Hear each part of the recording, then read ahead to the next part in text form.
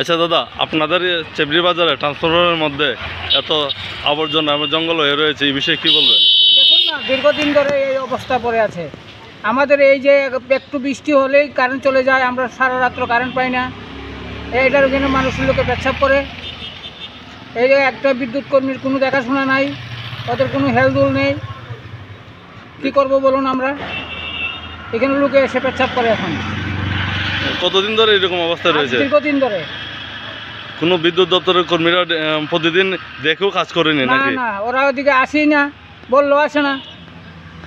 অল্প বৃষ্টি হলে আপনাদের এখানে কারেন্ট চলে যায়? সাংঘাতিক দুরবস্থা আমাদের। দাদা, এই জায়গাটার নাম কি? চেবড়ি বাজার। আপনার নাম? সুজিত শীল।